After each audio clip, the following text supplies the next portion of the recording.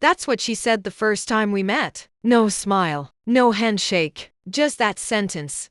Spat like venom across her perfect porcelain smile. My future mother-in-law had already made up her mind about me. I still remembered the way the air felt that evening, stiff, heavy, like something unspoken was already rotting in the room. She sat across the table in her designer blouse, gold bracelets clinking every time she picked up her wine glass. Her son, Jason, just chuckled awkwardly and said, "She doesn't mean it. That's just how she is." But she did mean it. Every word. At the time, I laughed it off. I was in love. Blind and dumb and willing to take a few hits if it meant I could keep the men who made my heart race.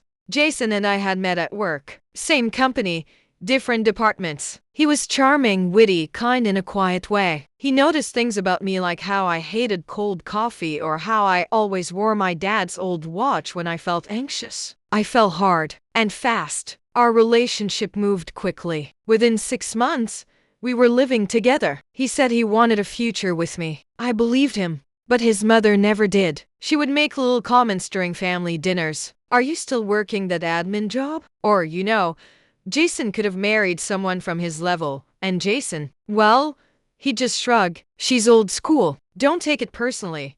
But how could I not? The truth is, yes, I was broke when I met him. I grew up in a single-parent household, raised by a mother who worked double shifts just to keep the lights on. I never had name-brand clothes or family vacations. My college degree came with debt, not connections. But I worked. I hustled. I built something on my own. I just didn't tell anyone, not even Jason, and especially not his mother. Because there's something satisfying about being underestimated. There's something dangerous about a woman who's quietly building her own empire while the world calls her lucky to be chosen.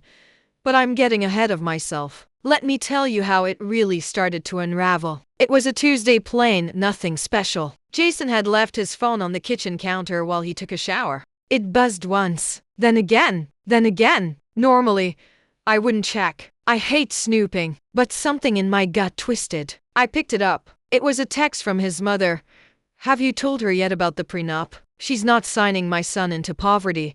My blood ran cold. I didn't know there was a prenup. We hadn't even gotten engaged yet. We were just talking about it, dreaming out loud. And yet here she was, already planning the terms, already assuming I'd be a threat, not a partner. And Jason? He never mentioned a word. I put the phone down, quietly, carefully, like it might explode. I didn't say anything that night, or the next, but something in me started to shift. If he was willing to let her talk about me like that behind my back, what else was he willing to ignore? And more importantly, what else was I willing to accept? I started paying attention to the tone in his voice when he spoke to her, to the way he always sided with her, even in subtle ways, the way he minimized my feelings, joked at my expense, told me to relax when I brought up her insults. And I started thinking, why am I hiding who I really am? Why am I pretending to be the struggling girlfriend when the truth is, I'm far from it? That's when I made the decision. If they wanted to believe I was just a poor, gold-digging girl from the wrong side of town, I'd let them. Until the day I didn't. Until the night she came over for dinner and found out what I'd been hiding in the basement. But we're not there yet. We're just getting started.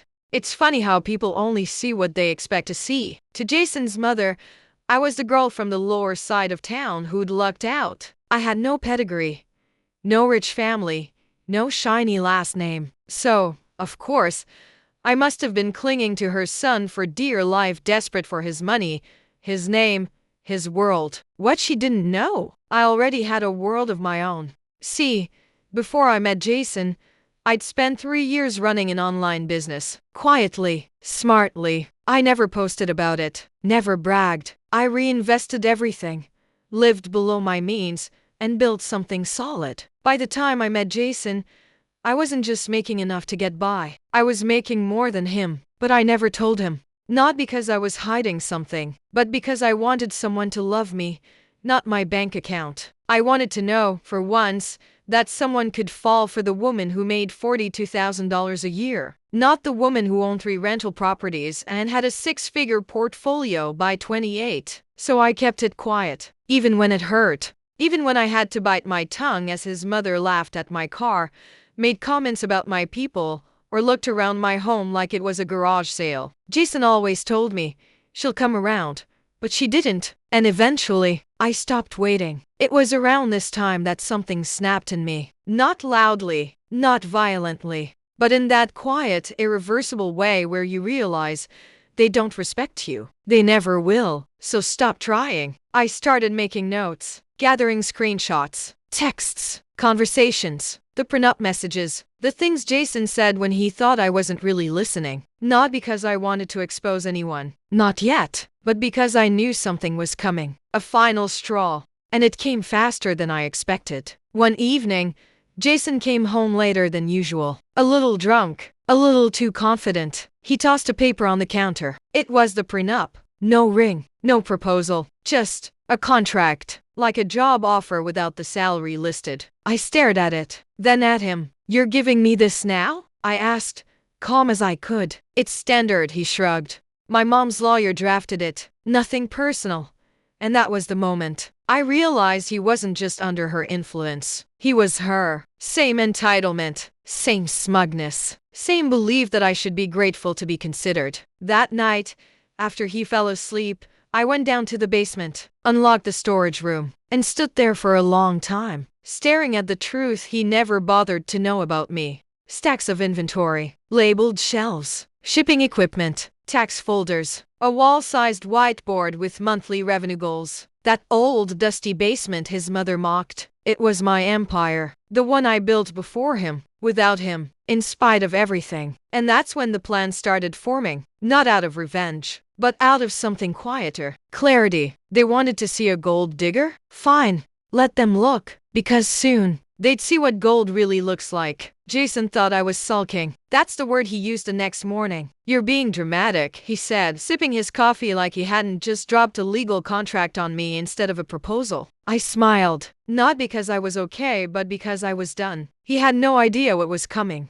Over the next 2 weeks, I played the role perfectly. Sweet, supportive, a little quieter than usual maybe, but still there, still making dinner, still pretending to review that prenup like it was even worth my time. And then I made the call to his mother. "Hey," I said, keeping my voice light. "Jason told me you've been helping him plan the engagement. I thought, maybe it's time we did a dinner? Just us. I want you to see where we're going to build our life together."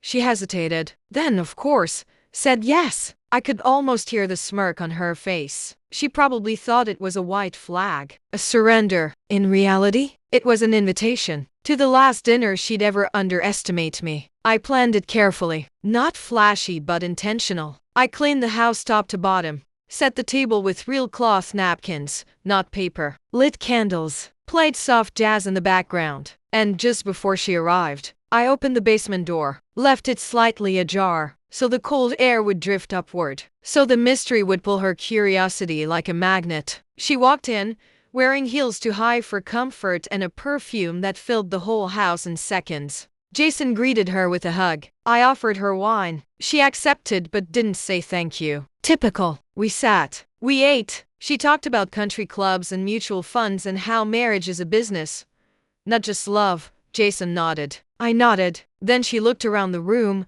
glass in hand, and said, "I assume this little house is temporary." Jason's father would have never let me live in a place this small. Jason laughed. "We're working on it." I didn't say a word, just refilled her glass and smiled. But then, just as I hoped, she noticed the open door. "What's down there?" she asked, wrinkling her nose. Jason was about to answer when I cut in, casual as ever. "Oh, that's where I keep the real reason you think I'm with your son."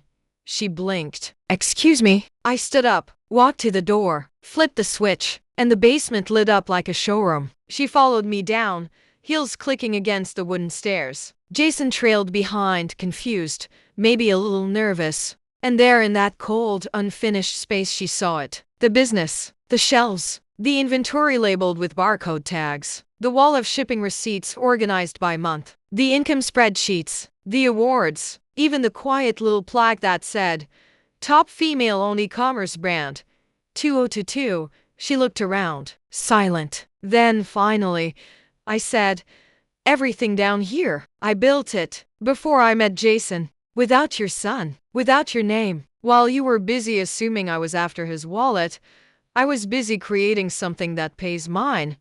Her face, I'll never forget it. Not angry, not impressed, just stunned. Jason was quiet too, and for the first time, I didn't feel small, didn't feel like the guest in someone else's life. I felt powerful, not because I had money, but because I didn't need theirs. That dinner ended early. She suddenly wasn't feeling well. Jason tried to smooth it over, saying I'd embarrassed her, but I wasn't interested in smoothing anymore, because now, the performance was over, and the curtain had dropped. Jason didn't speak to me for 2 days after the dinner. He wasn't yelling. He wasn't throwing things. He wasn't even slamming doors. But silence? Silence can be louder than anything. He walked around the house like I was the problem. Like I'd ruined some delicate balance by simply telling the truth. Like my success, my independence had somehow humiliated him. Funny how that works. When I was just an assistant, he was proud to introduce me. Said I was humble, down to earth. But now I'd shown that I didn't need to marry into money. And suddenly, I was a threat. When he finally spoke, it wasn't to apologize. It was to ask me this. Why didn't you just tell me? I looked him in the eye. Would it have made a difference? Or would you have just treated me like your mom does but with a smile instead? He didn't answer. That's when I knew. This wasn't about a misunderstanding, or miscommunication, or even the prenup. It was about control. He liked the version of me that needed him, that accepted the little jokes, that stayed quiet at dinner and smiled through the insults. But now I was inconvenient. I was complicated. I was real. So I did what real women do when the mask drops. I stopped waiting for him to catch up. I started moving forward. Quietly, of course. Always quietly. I reviewed the lease, my name was on it. I checked the finances, my name was on most of those too. I started planning a move. Hired a storage unit. Scheduled pickups when he was at work. I wasn't leaving in a storm. I was leaving in silence. Because the most powerful exits don't come with slammed doors. They come with absence. And the day I left, I didn't even leave a note. Just a locked front door, and a prenup sitting untouched on the kitchen counter. He called me 3 days later. Then again, and again. The voicemails changed. First confused, then angry, then begging. But I never answered. Because when a man shows you who he is, believe him. Especially when his silence is louder than his love. It's been weeks since I walked away from Jason. And not once have I regretted it. Not even a little. People talk about heartbreak like it's always loud, like it has to come with tears, screaming, dramatic goodbyes. But mine wasn't like that. Mine was quiet. Mine was sitting alone in my new apartment, eating takeout on the floor, with a candle burning just because I could. It was sleeping in peace. It was breathing fully, without waiting for the next micro-cut from someone who swore they loved me. Jason tried to come back, of course. He showed up once outside my work. He brought flowers. Said all the things you're supposed to say when you realize the person you thought needed you never did. He said he didn't know I was so successful, that he just wanted to protect me, that he didn't mean to make me feel small. But here's the thing. If someone doesn't know your worth, they'll never treat you like you have any. And I was done teaching grown men how to respect me. So I thanked him for the lessons, for the clarity, for making space in my life that I was too afraid to make for myself. And then I walked back into my office, the one I own, and closed the door behind me. He hasn't tried since. But his mother? Oh, she's very aware now. Apparently, after that dinner, word got around. Not from me, I don't talk. I don't need to. But people saw the photos, the articles, the behind the scenes of the business I'd kept so quiet for so long. Suddenly, I wasn't the girl with nothing anymore. I was the one who played it smart.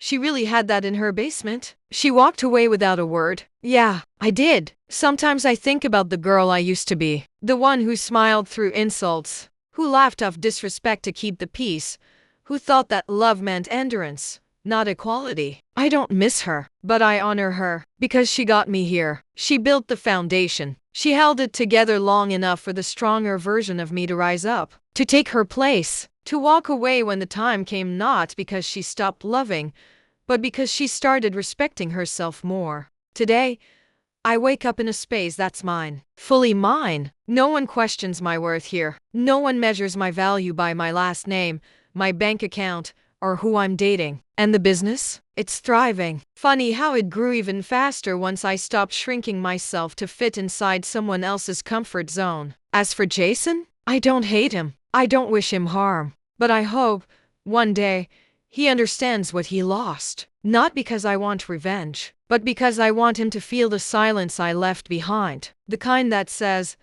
I'm not who I was when this began, and I never will be again. You don't need to be loud to win. Sometimes walking away is the loudest thing you'll ever do.